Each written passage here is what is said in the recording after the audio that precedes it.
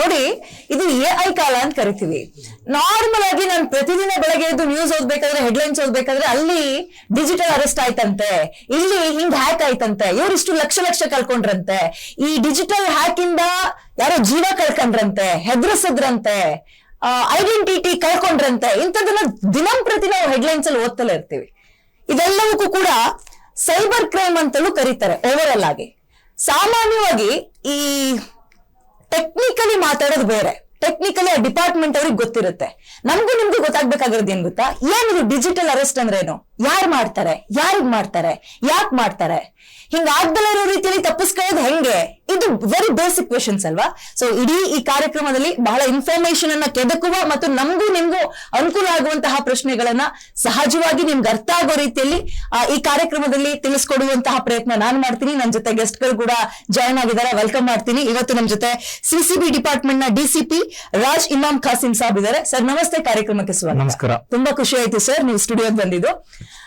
Technically ನಾನು ಆರಂಭದಲ್ಲಿ ಹೇಳ್ದಂಗೆ ನಿಮ್ಗಳಿಗೆ ಗೊತ್ತಾಗುತ್ತೆ ಏನ್ ಪ್ರಾಬ್ಲಮ್, ಯಾಕಾಗುತ್ತೆ, ನಾವ್ ಇದರಿಂದ ಹೆಂಗ್ ಎಚ್ಚರಿಕೆಯಿಂದ ಇರ್ಬೇಕು ಅಂತ.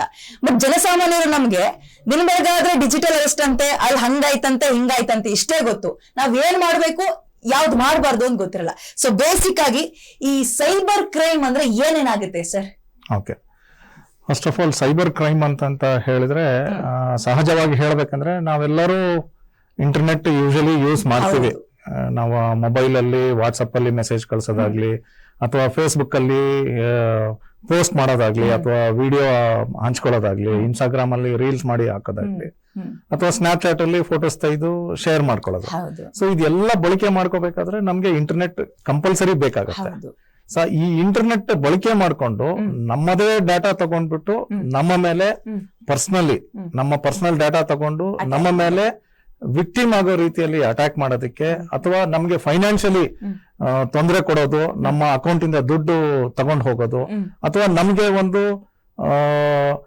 ಅಪಪ್ರಚಾರ ಮಾಡಬೇಕು, ಅಥವಾ ಅಬ್ಸೀನ್ ರೀತಿಯಲ್ಲಿ ನಮ್ಮನ್ನು ಚಿತ್ರೀಕರಿಸಿ ಅಥವಾ ಸ್ಪ್ರೆಡ್ ಮಾಡ್ಬಿಟ್ಟು ನಮ್ಮ ಬಗ್ಗೆ ಅಪನಂಬಿಕೆಗಳನ್ನು ಮೂಡಿಸಬೇಕು.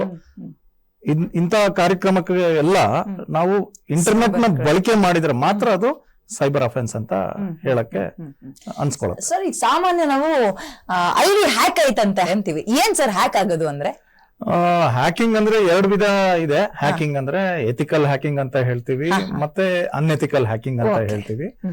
ಸೊ ಬೇಸಿಕಲಿ ನಿಮ್ಮ ಪರ್ಮಿಷನ್ ಇಲ್ದೇನೆ ನಿಮ್ಮ ಡಿವೈಸ್ ಅಲ್ಲಿ ಆಕ್ಸೆಸ್ ಮಾಡ್ಬಿಟ್ಟು ನಿಮ್ಮ ಡಾಟಾ ಬಳಕೆ ಮಾಡಿ ಅದು ಯಾವುದೇ ಕೃತ್ಯಕ್ಕೆ ಯೂಸ್ ಮಾಡೋದು, ಆಯ್ತಾ, ಅಫೆನ್ಸ್ ಗೆ ಯೂಸ್ ಮಾಡ್ತಾ ಇರೋದು, ಅದಕ್ಕೆ ನಾವು ಹ್ಯಾಕಿಂಗ್ ಅಂತೀವಿ. ಅಂದ್ರೆ ಇದ್ರಲ್ಲಿ ಏನಾಗುತ್ತೆ ಅಂದ್ರೆ ನಿಮ್ಗೆ ಮಾಹಿತಿನೇ ಇರಲ್ಲ, ಅಥವಾ ನಿಮ್ಮ ಸಿಸ್ಟಮ್ ಅಲ್ಲಿ ಬಂದ್ಬಿಟ್ಟು ಅದು ಕಂಪ್ಯೂಟರ್ ಇರ್ಬೋದು, ಅಥವಾ ಮೊಬೈಲೇ ಇರ್ಬೋದು, ನಿಮ್ಮ ಐಪ್ಯಾಡ್ ಇರ್ಬೋದು, ಇಂತ ಯಾವುದೇ ಡಿವೈಸಸ್ ಇರ್ತದೆ ಕಂಪ್ಯೂಟರ್ ಡಿವೈಸಸ್ ಅಲ್ಲಿ ನಿಮ್ಮ ಪರ್ಮಿಷನ್ ಇಲ್ದೇನೆ, ಅಥವಾ ಒಂದು ಕಂಪನಿಯ ಸರ್ವರ್, ಆ ಸರ್ವರ್ ಅಲ್ಲಿ ಕೂಡ ಅನಧಿಕೃತ ಪ್ರವೇಶ ಮಾಡ್ಬಿಟ್ಟು ಅದರಿಂದ ಡಾಟಾ ತಗೊಂಡು ಹೋಗೋದಕ್ಕೆ ಹ್ಯಾಕಿಂಗ್ ಅಂತ.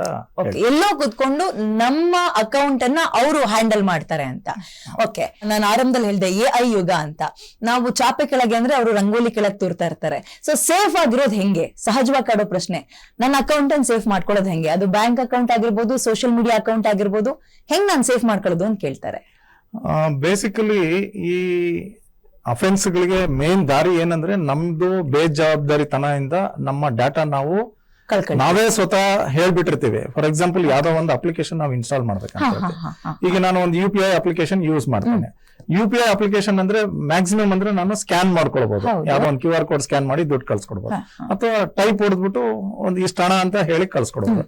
ಅದಕ್ಕೆ ಮೈಕ್ ನ ಅವಶ್ಯಕತೆ ಇಲ್ಲ. ಬಟ್ ನಾವು ಅಪ್ಲಿಕೇಶನ್ ಇನ್ಸ್ಟಾಲ್ ಮಾಡ್ಬೇಕಾದ್ರೆ ಅದು ಎಲ್ಲಾ ಪರ್ಮಿಷನ್ ಕೇಳುತ್ತೆ. ನಾವು ಪರ್ಮಿಷನ್ ಓದಲ್ಲ, ಜಸ್ಟ್ ಓಕೆ ಅಂತ ಒತ್ಬಿಟ್ಟು ಸಬ್ಮಿಟ್ ಅಂತ ಕಳಿಸ್ಬಿಡ್ತೀವಿ. ಕಂಪ್ಯೂಟರ್ ನಲ್ಲಿ ಅದನ್ನ ಪ್ರಿವೆಂಟ್ ಮಾಡೋದಕ್ಕೆ ಅಪ್ಲಿಕೇಶನ್ ಇನ್ಸ್ಟಾಲ್ ಆದ್ಮೇಲೆ ಕೂಡ ಇಂತ ಪರ್ಮಿಷನ್ಸ್ ಏನಿದೆ ನಾವು ಆಫ್ ಮಾಡಬಹುದು. ಮೈಕ್ ಪರ್ಮಿಷನ್ ಆಫ್ ಮಾಡಬಹುದು, ಕ್ಯಾಮ್ರಾ ಪರ್ಮಿಷನ್ ಆಫ್ ಮಾಡಬಹುದು, ಗ್ಯಾಲರಿ ಅದನ್ನ ಓದಕ್ ಬರಲ್ಲ ನಮ್ಗೆ, ಇಲ್ಲ ಅಂದ್ರೆ ಇಗ್ನೋರ್ ಮಾಡಿರ್ತೀವಿ, ಯಾವ್ದೋ ಬಿಡು ಅಂತ ಓದ್ಕೊಂಡು ಹೋಗಿರ್ತೀವಿ. ಸೊ ಇಲ್ಲಿ ನಮ್ಮನ್ನ ಹ್ಯಾಕ್ ಮಾಡಬಹುದು ಈಸಿಯಾಗಿ. ಈ ಇನ್ಫಾರ್ಮೇಶನ್ ನ ನೀವು ಕಾನ್ಸ್ಟೆಂಟ್ ಆಗಿ ನೀವೆಲ್ಲಾ ಪರ್ಮಿಷನ್ಸ್ ಕೊಟ್ಬಿಟ್ಟಿರ್ತೀವಿ.